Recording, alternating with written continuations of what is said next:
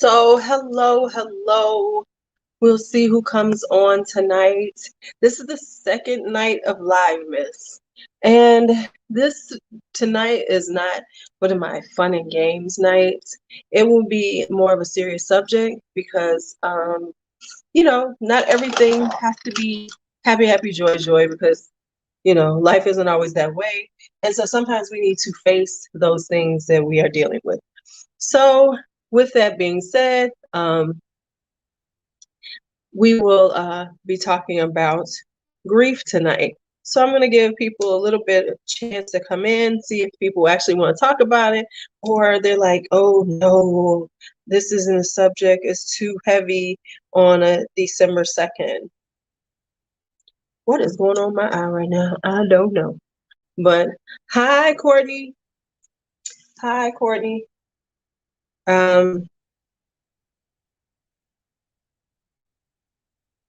When I decided to, hi, Christy, hi. So when I decided to, what is going on with these glasses? Maybe I'm off. I don't know. I don't think I have this off a little bit. But anyway, so when I decided to schedule this today, I had semi-lost lipstick. Girl, it's just some lip balm. I had sort of forgotten the date. I didn't really look at the date. And so I guess we'll start there. I wanted to talk about this because I know as we go into this month, and this is supposed to be the joyous month, the most wonderful time of the year. And we know that this is one of the saddest times for people. Hi, Ms. V. And one of the things that makes people sad, yeah, I'll go with that one. One of those things that make people sad is the loss of loved ones and things of like that nature. And so I wanted us to face it head on because it's important that we deal with these things. Now, so let me tell you, hey, D'Angelo, when I scheduled today, I didn't really look at the date. I put in the dates and then I just scheduled this and I almost rescheduled it. And the reason why is because today is the anniversary of my mother's death. Ooh, I rarely say that. But let me tell you something about that. And so I wanted to, but I guess maybe that's why I wanted it to come. That's why my spirit said, put it on today. Because I know that there's a lot of people that are dealing with the deaths, the loss of loved ones this year, last year, and the holidays are tough. And I understand that from a very personal standpoint. And so I wanted to talk about grief and the process because I think sometimes people lose sight of themselves in the process of grief. Because I was watching a while ago, Hoarders. Hi, Pam. I was watching Hoarders. And one of the things that was a trigger for people to hoard was the loss of a loved one. And then they just, lost it, right? Right. Exactly. So I wanted to say this because there's certain things about that people don't think about. Okay, so when you're first dealing with it, I always tell people who are dealing with grief for the first time and the loss of someone is that this is going to be a solitary, and I don't say journey often, but it is a journey, and it is something that will never go away. Your grief will never go away for a loved one. Absolutely will not. And it is a solitary and specific journey for each loss in your life. But it also cannot stop your life because so often people don't let go of their grief and hold on to it so tightly that they can't move. They can't do anything. And because of this, they lose so much of their life. Hi, Drea. So I'll give you me, and I say this because both of my parents are gone. I lost my father when I was 17, when I was right before I turned 17 in my junior year of high school, and my mother when I was 27, 28, 28. And I lost her during this time. And so my grief took a different way. Of course, for both of my parents. My grief for my mother went in a way that was for years. I lost this date for years, about almost 10 years. When I got close to December 2nd, I would lose this date. So it was like my heart was protecting me from this date because I couldn't handle it. So I would honestly forget for days. So like it would be like right before, like around Thanksgiving, I would forget. I would remember that my mother's anniversary was coming up, but I would lose the dates, and I would not recall a date until about the 5th of December for about 10 years. So from about November 30th to um, to December 5th, I couldn't remember the dates. I honestly couldn't. And then all of a sudden it would be December 5th. And I think it was my way of dealing with it. You know what I'm saying? Like being able to get through that day in particular. Um, um, and and so now I was fine after December 5th, but it was like I had to wipe out those dates in my mind at that time to be able to deal with it. And so the thing is that I found my mother. So my mother had a cold, and I left her for about a couple of hours, and I came back and she had died. So I had to let go of that date, because it was so traumatic for me to have lost to come back and find my mother dead. So like I said, for 10 years I let it go.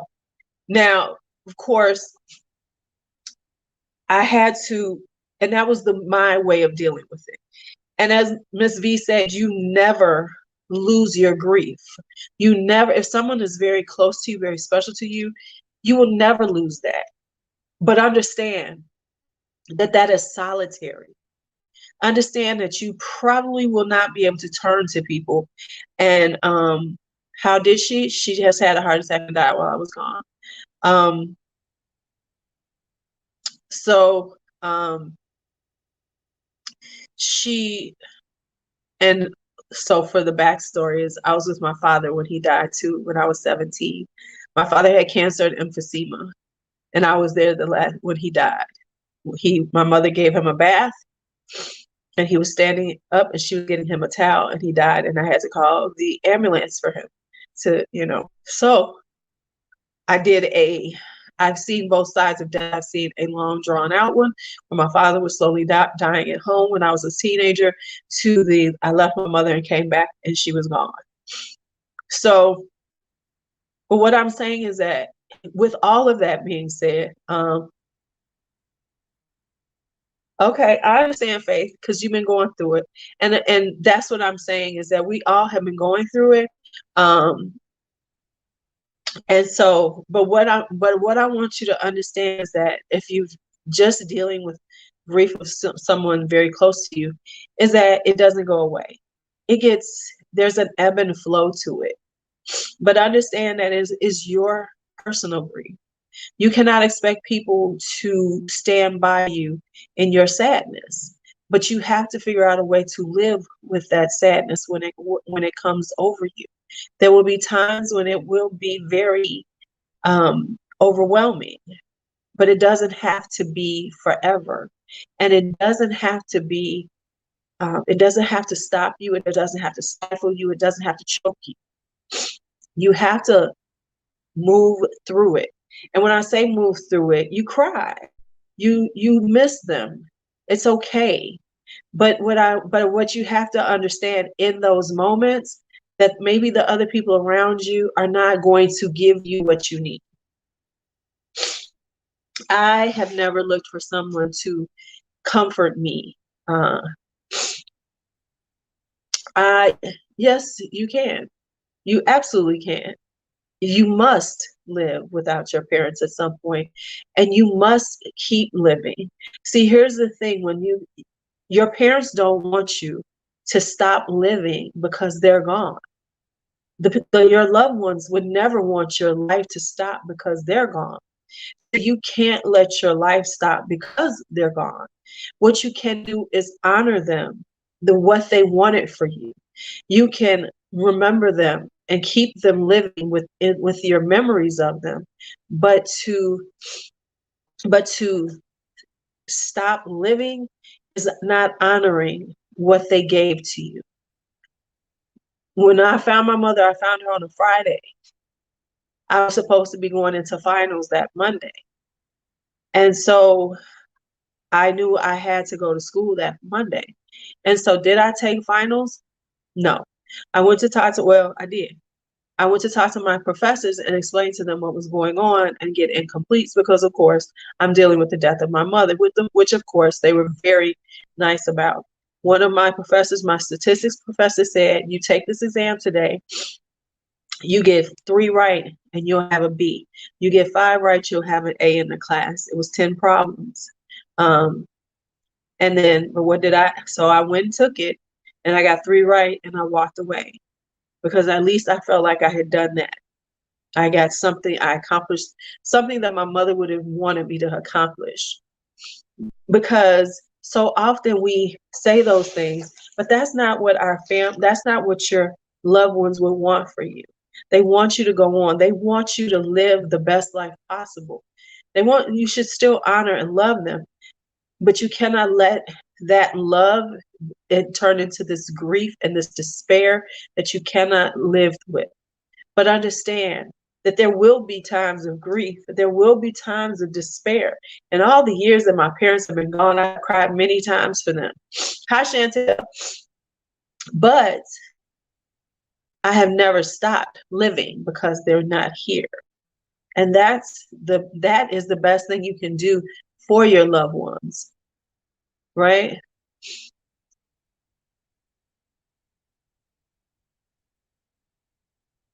Right? So you must keep living, right? You must keep living. Yes. And let me tell you, we know I understand losing parents from a very personal level. So I understand it. But I also understand that in order to honor who my parents were, I had to. I had to keep moving. I had to keep living. I had to do those things to honor the person they made me into. And it's hard sometimes, but what you have to do is understand that it's okay to have those moments, right? You know, it's okay to have those moments. It's okay to cry.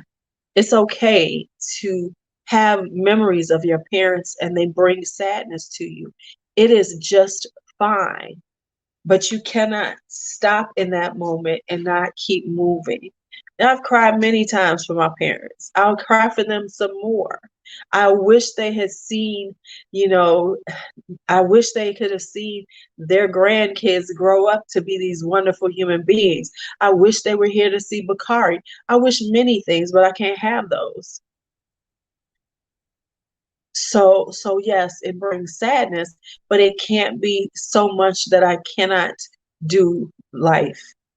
And so when I say that, and with all that being said, hey Helen, you must understand that not everybody is going to care about your grief. They're not going to care about your sadness. That is your personal grief. That is your personal sadness.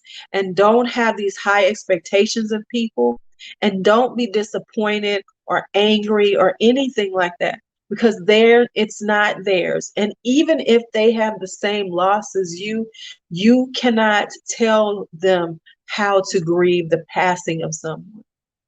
And always understand that just because you don't see grief in the way that you manifest your grief, that does not mean that someone isn't grieving. It doesn't mean that it is not hurting them. But on the flip side, if you see someone being destructive, then you must be that person to tell them, to help them get the help they seek. Right? Yep. I do understand that. But and living is sometimes harder than the loss, but it is still for us to do. And I think sometimes that's what we have to remember. It is still for us to do. It is still for us to live. It is not, we are not here. It is not our purpose or what we should aspire to, is to let ourselves become so engulfed in our grief that we cannot function. If you are feeling that way, please go get some support. Please go see somebody. I am not, you know, please do not do that. Please don't be willing to be vulnerable enough to talk about it with somebody that can help you through it. I'm not a grief counselor, but I know how grief is, right? And so I'm saying that and I'm just telling this from years of dealing with my own personal grief and understanding that, you know what I'm saying? Understanding that everybody wasn't going to understand my grief. And when I cry, right? Exactly. And when I cry, ain't nobody going to see me cry.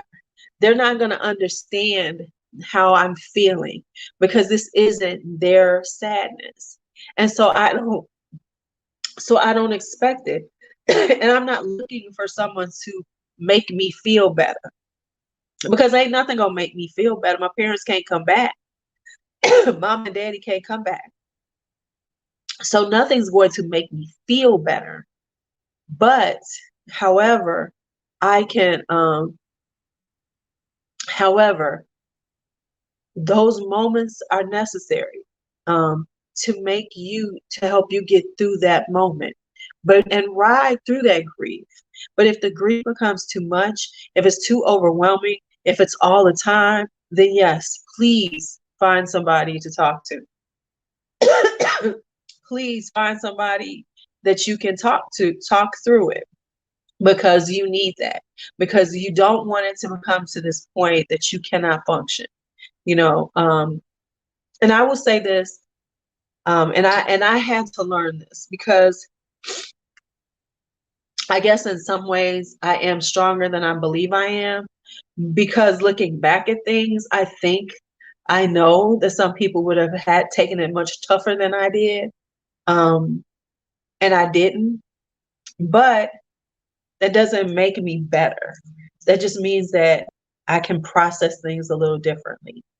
And on my own, I processed my grief, and on my own, I was able to, understand what I was feeling, and honor it and accept it and be okay with it. Because I've never, it's not like I go and break down and cry and, tell all these people that I'm hurting for my parents, but I will be in here some days just sobbing, you know what I'm saying? And we're talking over 20 years that I haven't had my parents, but I will still sob big tears for them. And it's okay. And in those moments, I need to do it. And it's fine. And that's what you have to understand. That is fine. But once again, don't expect anybody to feel anything that you feel, or understand, or empathize, or sympathize, or anything. Do not put those type of, don't put that on someone else, because if you do, you will be disappointed, and then your grief will become much more intense.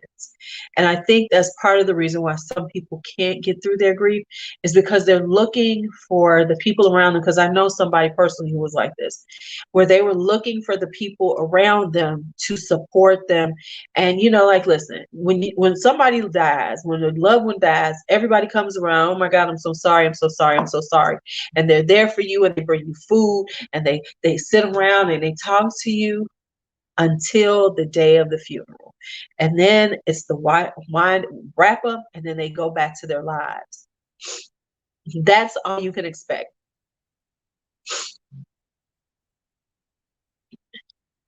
You're welcome, love. That they go back onto their lives. You cannot expect those people to be there when you need them after that. I watched somebody do this. They were watching, and they kept being so upset and so hurt because people weren't checking on them, and they were grieving, and they were hurting, and they felt like no one was there. No one's going to be there for you.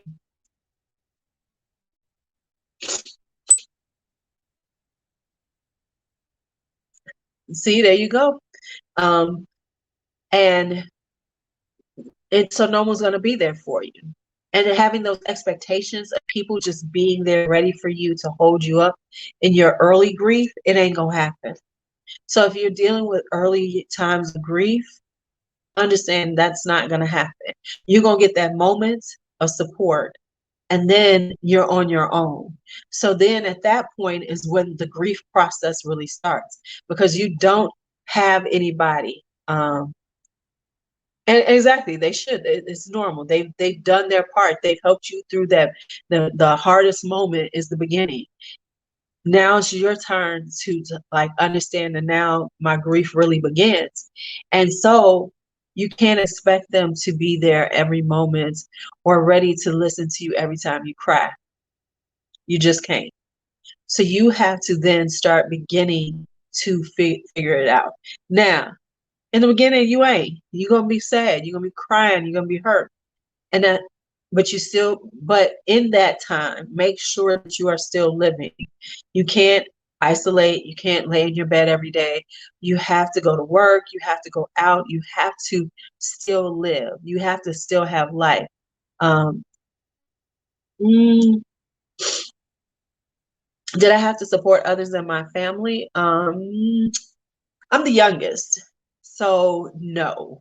Um, no, I didn't support anybody at the time. Matter of fact, I just didn't want to be bothered, because honestly, being the youngest, I was the one there. So I felt like I had done my part. So like when my father died when I was in high school, of course, my mother took care of everything, this is her husband. So she had to, she took care of everything. When my mother died, I called my sisters and brothers, and I let them do everything else. Why? Because I had done my part. I had called the ambulance, and I had called another ambulance for my parents to be taken away from me. So I honestly was done. I didn't take care of any funeral arrangements. I didn't, the memorial service. I didn't do any of that. I left that to them. That was their job. I had done my job, and that's the way I felt. And did I have a lot of support? No, honestly, me and my brothers and sisters never really talked about it. We didn't get, do anything like that. We just kind of went our ways, still together. Well, I don't talk to my sister too much now. We were still together, but that was, my family. We weren't those. My family wasn't those type of people. Like it's good. Oh my God, mom. Oh, no. It was like,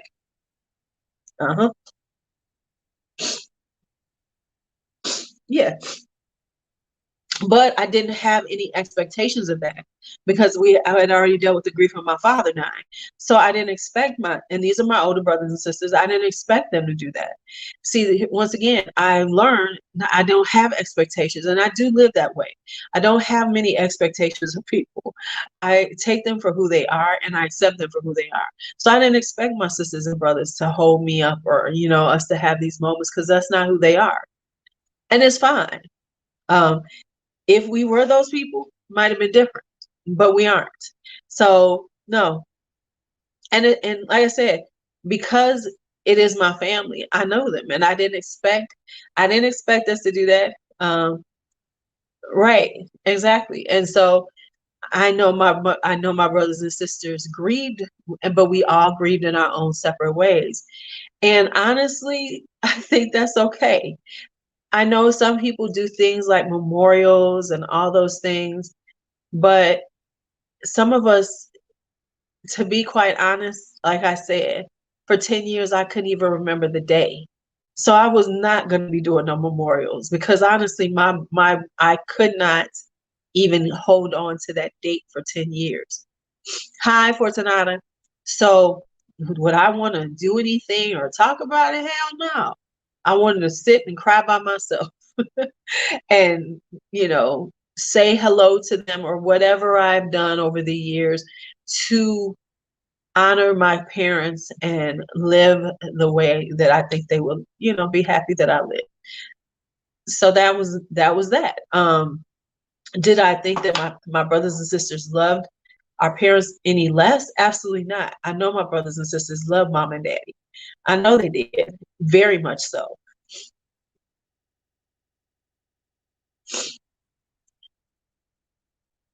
Yeah, see, like with my parents, we knew that they wanted to be cremated. So we already knew what to do. My father knew he was dying. He had cancer and emphysema, and he made it very clear what he wanted. He wanted to be cremated. And my mother had said that after my father died, that she wanted to be cremated also. So we knew what we were going to do with both of my parents. So that is true. It made it easier. There was no muss, no fuss. There was no, and we all were in agreement with that's what was going to happen. So there was never anything like somebody was fighting over, oh, this. We didn't have those type of things. I think those are the saddest things ever is these families have these arguments over dead people's bodies. I think that is so sad and so horrible. So we never did that, you know. There was none of that. It was like, okay, mama wants to be cremated, let's take care of it. And that was that. So that's where I could step away and let them take care of it. Because like I said, I felt like my job in the passing of our parents was I was the one who was there and I was the one who had to make the calls. So I did what I was supposed to do. And yes, it really is sad, but it is a part of life. And I think that, and all passing is sad. And let me say this, from our pets that we love, from our parents to our family, to our friends, to our pets, they all will create grief in our hearts. You know what I'm saying? I grieve my dogs. I still remember all of my dogs that I've had all of my life. They still have a part of me, right? Just like my parents still are a part of me. The people that were close to me that are gone are a part of me. And it's important that you honor those things. And when you feel that sadness for them, you embrace it and honor them by understanding that sadness and tears is not a misery. It's a way of honoring them to a certain extent because they are still so important. You know, they're still so important to you that they still hold this incredible space in your heart. And so that's the important part of it. That is the important part of it, is that you can honor that love that you had. And sometimes the love that we have makes us sad, and we are overwhelmed with that sadness because we wish they were here with us. That's what our sadness is about. It's about we wish they were still here. And so it's okay because it's a way of honoring the love that we have, this sometimes overwhelming love for those people in our lives. And by doing that, we are releasing some of that sadness that is holding on right then.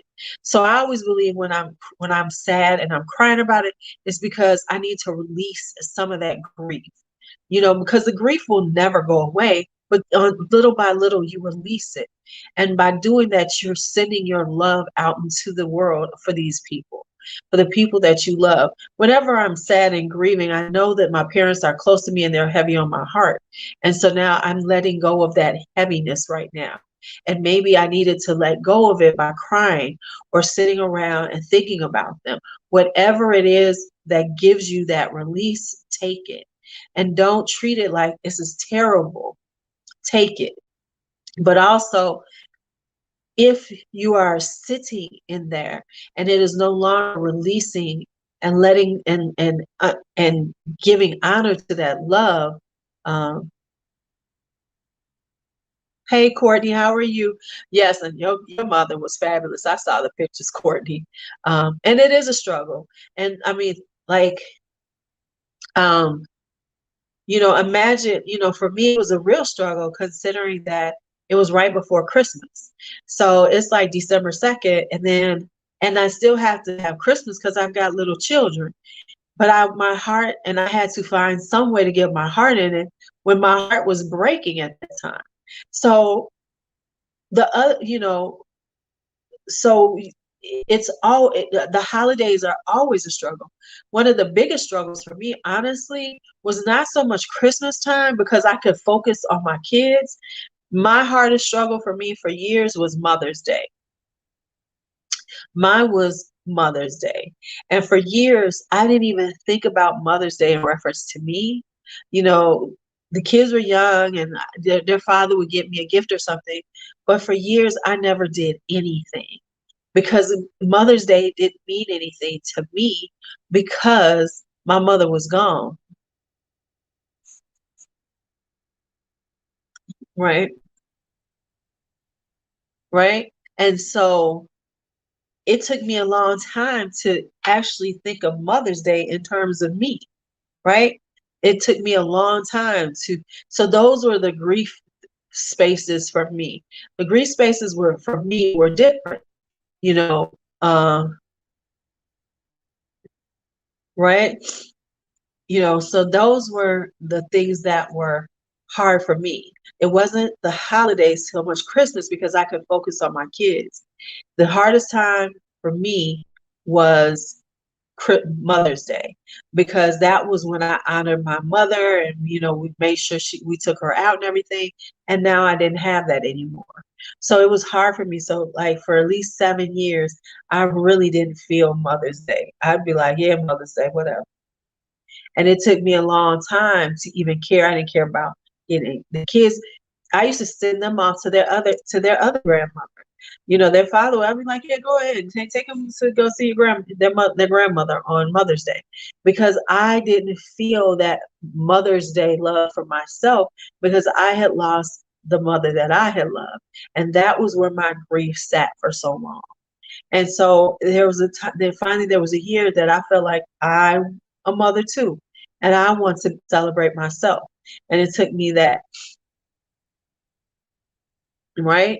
So it took me finally going, okay, I can celebrate me too. I'm sorry to hear that, Fortunata. Um, and and so it takes a lot, but you can make it through, right? And I know it's tough, especially in those first few years. It's always toughest in the first few years because the grief is so at the surface. It's right underneath your skin, and anything will remind you and prick it. Uh, yes, absolutely you do. You absolutely do. The African tradition says that your ancestors don't will never die as long as somebody remembers them. So is it up to us? It's up to you to remember your ancestors and carry their names on, right? So you have to find a way to carry their names on. Even if it's just talking about them and telling stories about them to like your grandchildren, your kid, their nieces, their nephews, whomever, keep them alive by doing that. And that is a way of keeping them alive. Traditions are built on keeping our our families alive. You know, family traditions is about honoring the memories of our ancestors. And so this is your ancestor now. So it's up to you to keep your ancestor alive. And by doing that, find ways to honor them, speak their name, talk to them, you know, put their picture up so you see it all the time. Whatever you need to do to honor them, give them that honor. Right. I'm sure they did. The COVID losses had to.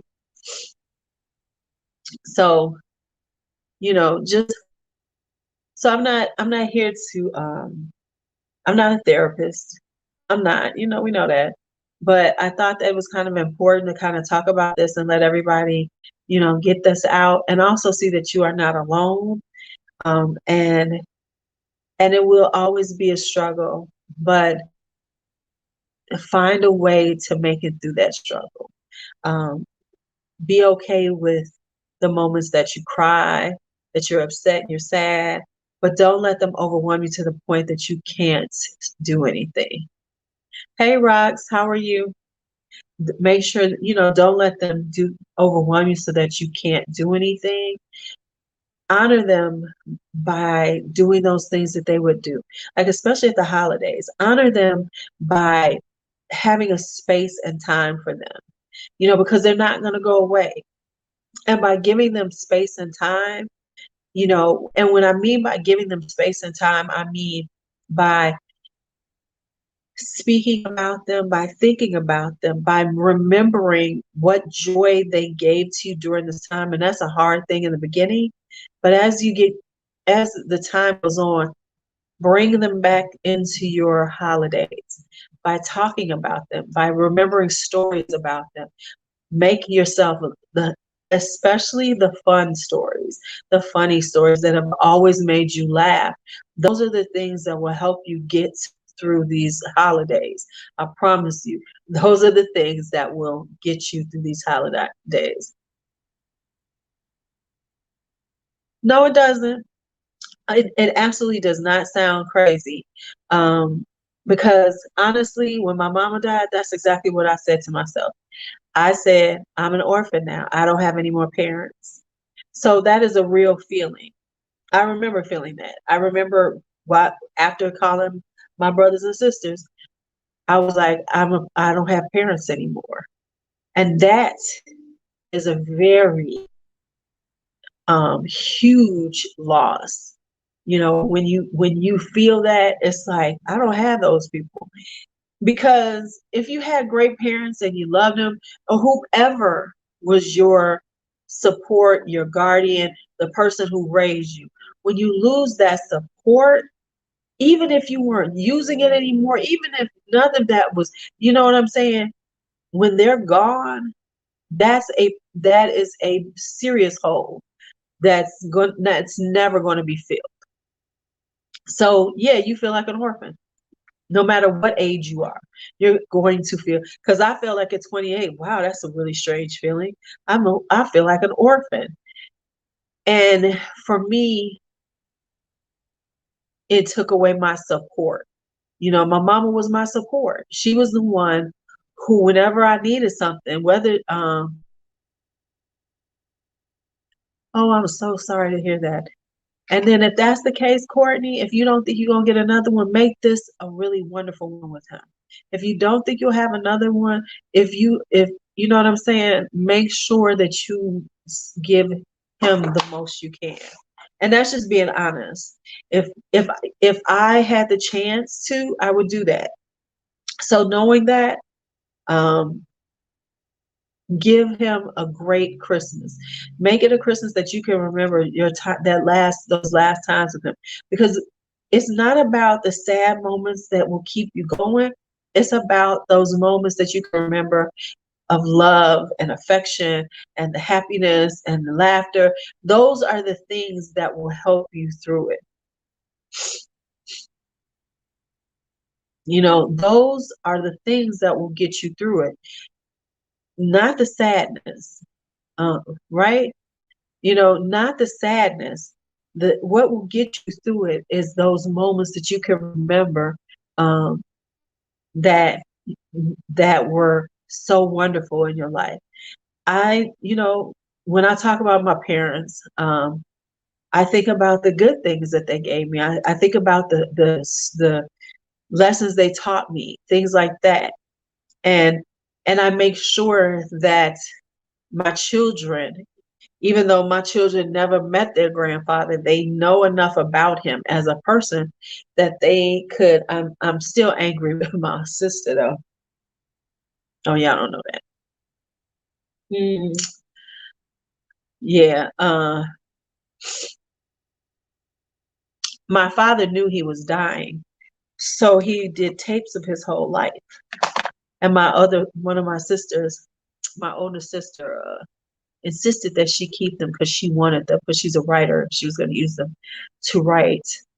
And then she lost them all. I'm real mad because I was too young and I was still a teenager. And I'm still angry that she lost those tapes. But I'm also angry that I didn't find those tapes and take them from her. I'm so angry that I didn't get those tapes from her, because that would have kept my father alive. But she held on to the tapes and she said she was going to use them and she had to have them, and she was going to be the guardian of those tapes. And now they're gone. Now, here's the funny thing. I have some very old vintage pictures of my father. I have all the pictures. Let me just say it like that. No, I should have been. Let me tell you why. Because I had already gotten pictures from my grandmother's house of my father when he was a little kid. I got pictures from the 20s, 30s and everything. I have those, right? At one point, my sister took them. And now I went and found all those pictures and got them back from her and made sure that she never had them again. Because she tried to, after, which she never has admitted to, losing the tapes, she then wanted to get the pictures because I had all the family pictures. I still have them because I fought because they were in my possession, and they took my boxes of pictures out of my house. I went and found them in her house one day when I was over there, and I found them and took them, and she didn't know. So, and yes, the holidays can be brutal. And that's why I wanted us to talk about it, because I don't want anybody to feel alone about it. And if you all feel like you all want to get together and have another live and just let go, then let me know, and when we'll have another day during Livemas where we honor our parents and our loved ones. We could do an honoring of the loved ones, and please feel free to talk. A matter of fact, do it now. Honor your loved ones. Oh my God, Toria, I am so sorry. I am so sorry, Toria. My hugs and love, my love. Please let us know. Do you reach out to me, Toria. Send me a message. Send me a message. Let me know what you need. Um, I am so sorry because I truly know how that feels. So I really, and I say that with all of my heart. I am so sorry. And I know sometimes people feel like, oh, this is clickbait. Oh, this is so terrible. But I do know that it's necessary. And I do know that just by doing this, you can speak to people who are here for you, yet aren't your family or your friends. So you can say something and not worry about having to hear anything back. But we are so sorry. Because sometimes our families, our friends, they try their best to help us through these times. But sometimes, and I've told people this, the best thing that people can do for you in these times is just let you cry. So often I remember this. One of my cousin's mom died, and I was going to visit my cousin at the hospital. I was on my way to visit my cousin at the hospital, and she died on my way there. And this is like my cousin. So my little cousin, her kids who are grown, around my age, they were there. One of her friends, kid you not, this is a true story. So they wanted to see the body, right? They went. We went down there with them to that part, and her friends going, she looks so peaceful. She looks so peaceful, and she's saying all these things, and I'm like, because I understand how it is to be in that position. I, but this is my cousin's friend, and I wasn't that close to my cousin at that moment, because at that moment I was about to pull her friend aside and say, "Shut the fuck up," because that's not what she wants to hear right now. And that's what she needs. That's not what she needs. Uh, don't tell her that. You know. Oh no, it really does, and that's exactly the truth, Chantel. Um, and so I will say this to anybody. So I will say, like Toria, somebody's gonna say something that's going to piss you off. Please understand they're just trying to be helpful. Um, but don't let them tell you how you have to grieve your mother. Don't let anyone tell you how you should feel, when you should stop feeling. Don't let anybody tell you that. Don't let anybody. You will find your grief space. Hi, Mark. And like I said, I don't want to bring everybody down, but I do know that this was a necessary conversation, because I know that so many of us, listen, we are older people. A lot of us have dealt with loss. So sometimes it's good to get together and talk about it. And I feel like I'm in a space now that I can talk about it, because there was a time I could have never done this. I could have never done this. I would have been like, no, because it would have broke me down. But I think I'm in a space now that I am able to, hi, patience, to speak about grief without it making my grief overflow. Um, and by saying that, and because I know, especially these times we're living in, like Faith said, people have lost so many so quickly, and so in so many ways. Oh yeah,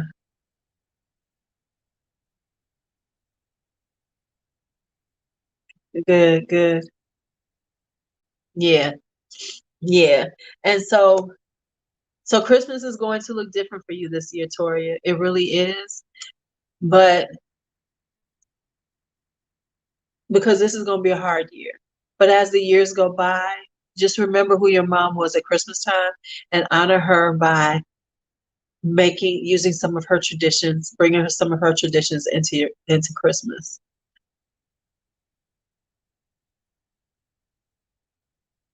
No, trust me. My parents had me in their 40s. So trust me, I totally understand. Because yes, when I was dealing with my father dying at 16 years old, none of my, you know, none of the kids I went to school with, their parents was like, you know, 30 something, in their early 40s, whereas my parents were in their late 50s. So yeah, I understand that totally, Courtney. So yeah, you know, and being 20 something years old and your parents die and your mom's gone. Yeah. So and and here's what I want you all to do, especially for the people who have lost their parents, right? Eventually it will, patience. I wasn't a Mother's Day person for a long, long time. The hardest thing that happens, especially in those first few years, and this is real, is when you hear someone talking about their parents in a very mean type of way.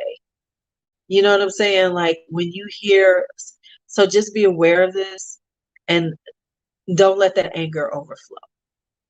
Because when you have lost a parent and then you hear people talk about their parents, and sometimes they're talking about them in a very, I want to say mean way, disrespectful, things like that, it will make you angry.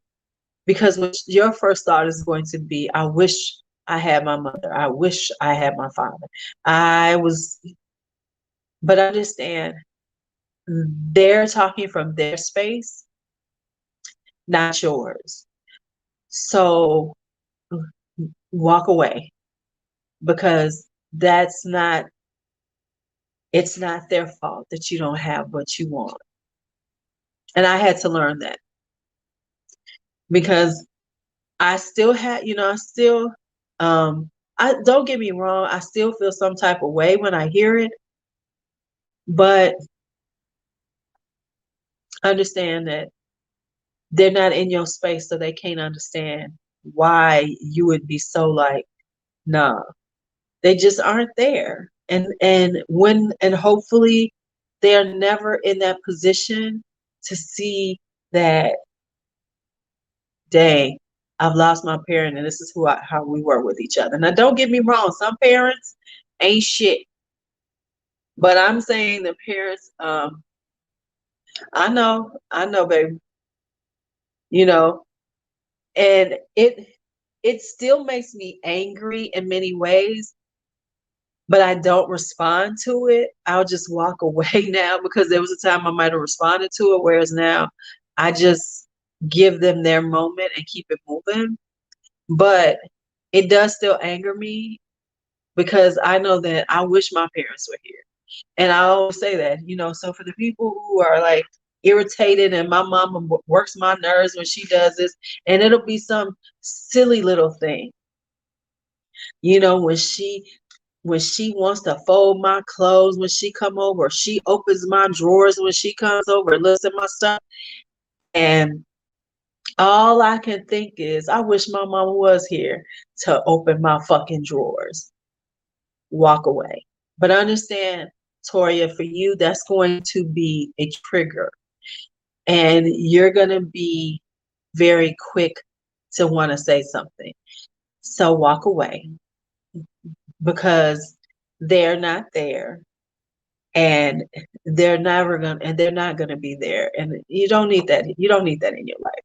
So just walk away, but understand that that's going to happen, and it's going to get on your last, and it's going to piss you off. And it really is, and it still does. I mean, my father has been gone for over 30 years. My mother has been gone for over 25 now. Has it been 25? Yes, 25 years. Yeah, so my mom has been gone for 25 years, and daddy has been gone for over 30. And those things still piss me off. Even though we're talking decades, that still pisses me off. And so that's why I say that your grief is going to stay with you.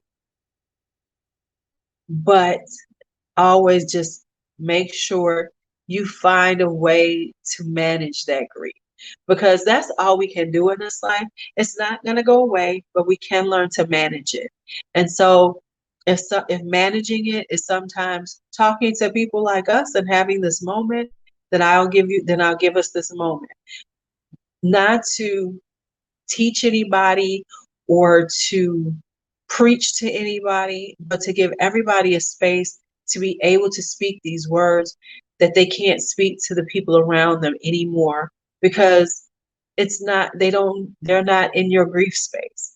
So doing this allows a certain amount of grief space for people to speak on, and other people who can sympathize and empathize with you, are here for you. And so that's why I did it. Not trying to do any clickbaits or anything like that, but to give us all a space to speak about it. And speaking from the space of having to deal with grief for decades now, I wanted to share what I have learned along my path of grief so that if that could help the newly grieving make it through, I hope that does it. I hope it does, because I didn't have anybody to talk to. I had to figure shit out on my own from being a teenager on, and I had to figure it out. Not saying that that made me any better, but I just had to figure it out because this was the 80s and the 90s. There was no internet. There was none of this. So I couldn't turn to the people I knew because, like I said, once you understand, if you're smart, you figure it out. People don't want to hear about your grief. They don't want to hear about that shit. They gave you their sympathy. They said, I'm so sorry. They came to the funeral. They bought some food. They went to the wake. They laughed, they drank, and they said something, and they were done. But as I said earlier, your grief goes on. So in order to do that, I wanted to make sure every year that I give this space, because I know that the holidays are so hard for us, right? The holidays are so hard because I remember how the holidays were for me, you know. But like I said, for me, people who come in late, um, this was the hardest day for me, which is December 2nd, which is the actual day my mother died. And honestly, half the time I can't remember the day my father died. Like the date, that still escapes me at times. Every few years I forget it and things like that. But like I said, for almost 10 years, I could not, my mind blanked out about this date. So from about November 30th until the 5th of December, I did not know what date it was. I couldn't tell you what date it was. And I think in some ways, honestly, to be true, I think I've low-key been grieving this year because I've been really worn out. And I haven't really been functioning well in the last week or two. And some days I just feel like I'm just holding on. So I think that's where my grief was this year. So I want to thank you all also for spending these moments with me, because I don't burden my children with my grief, because those are the closest people to me. But I'm not going to burden them with their mother's grief about her parents, because that's not their grief, it's mine. So I thank you all, and I think it's time for me to go. You all have a good night.